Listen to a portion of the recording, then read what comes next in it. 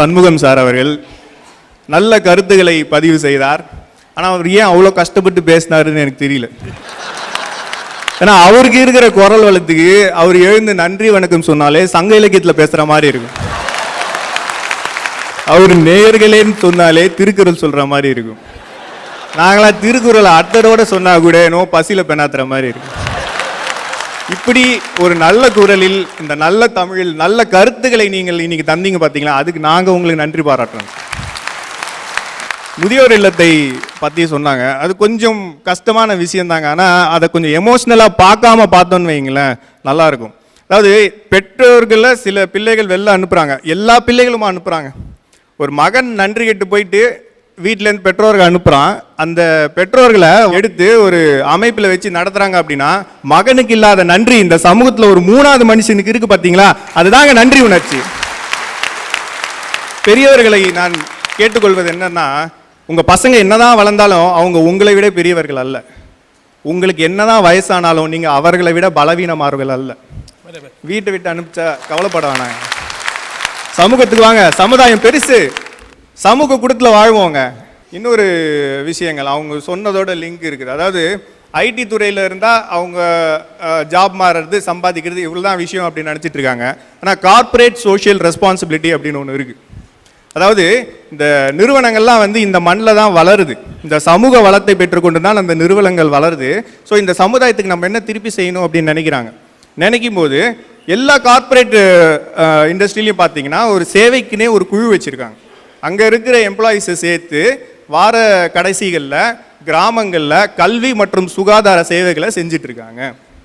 உங்கள் கண்ணில் படுறது வந்து சனிக்கிழமையில் பப்லையும் சினிமாலையும் இருக்கிற சில இளைஞர்கள் தான். ஆனால் உங்கள் கண்ணில் படாத பல இளைஞர்கள் தங்கள் பொழுதுபோக்கு நேரத்தை தியாகம் செய்து இந்த சமுதாயத்துக்கு சேவை செய்து கொண்டிருக்கிறார்கள். இதை மறந்து கூடாது.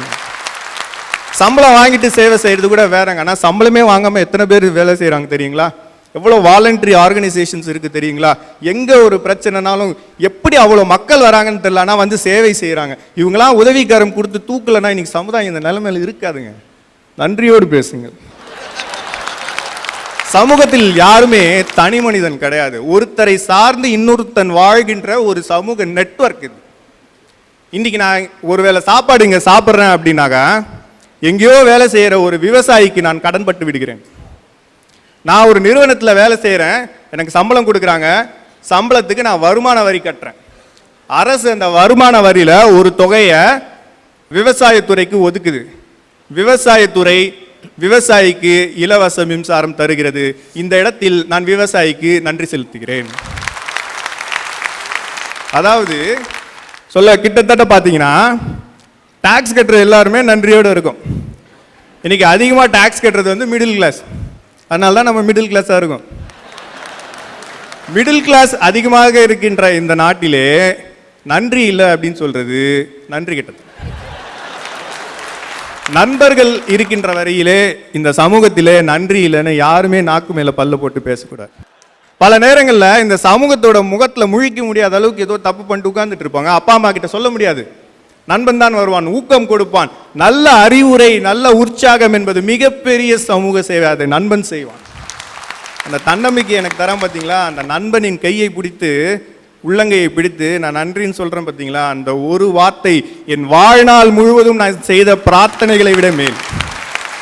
இந்த சமுதாயத்தில் நன்றி என்பது பிரார்த்தனை. அந்த பிரார்த்தனை இருப்பதனால்தான் இந்த சமுதாயம் வாழ்ந்து கொண்டிருக்குது. நன்றி, வணக்கம். அந்த இளமைக்கே உரிய கேலி கிண்டல் இதெல்லாம் அவருடைய பேச்சில் இயல்பாக இருந்தது. ஒரு விஷயம், ரொம்ப நுட்பமான ஒரு பகுதி சொன்னார் அவர். ஒரு கடன் என்பதை யார்கிட்ட வாங்கினமோ அவங்ககிட்டே அடைக்க முடியாது, ஆனால் வேறு பக்கத்தில் செலுத்துவோம்னு சொன்னார். நான் அப்படி ஒரு உதாரணம் சொல்ல பாருங்கள். ஒரு வயதான பெரியவர் இன்னொருத்தட்ட சொல்கிறாரு, என் பையன் பாருங்கள் சார், இந்த தீபாவளிக்கு எனக்கு சாதாரண ஒரு வேஷ்டி எடுத்து கொடுக்குறான். அதுவே அவன் பையனுக்கு பாருங்கள் சார், அவன் 500 ரூபாய்க்கு பேண்ட் எடுக்கிறான் சார் அவன் பையனுக்கு அப்படின்னு இன்னொரு ஃப்ரெண்டுக்கிட்ட சொல்கிறார். அப்போ அவருடைய நண்பர் ஒரு பெரியவர் சொல்கிறாரு, இது பாருப்பா, அவன் கடனை கரெக்டாக தான் கட்டுறான்னு. எப்படி? நீ உன் பையனுக்கு பேண்ட் வாங்கி கொடுத்த, இப்போ அவன் பையனுக்கு வாங்கி கொடுத்து தான் கடனை அடைக்க முடியுமே ஒழிய உனக்கா பேண்ட் வாங்கி கொடுக்க முடியும்போ? ரொம்ப லாஜிக்கான கொஸ்டின் அது. அதனால எல்லாருமே கடனை அடைக்கிறான். வட்டி போட்டு அவன் பிள்ளைக்கு கொடுத்து ஒவ்வொருவனும் பெற்றவனிடத்தில் பட்ட கடனை தன்னுடைய பிள்ளையிடத்தில் கட்டி கொண்டுதான் இருக்கிறான். அது ஒரு நுட்பமான ஒரு ஆங்கிள், பார்க்க வேண்டிய ஒரு ஆங்கிள்.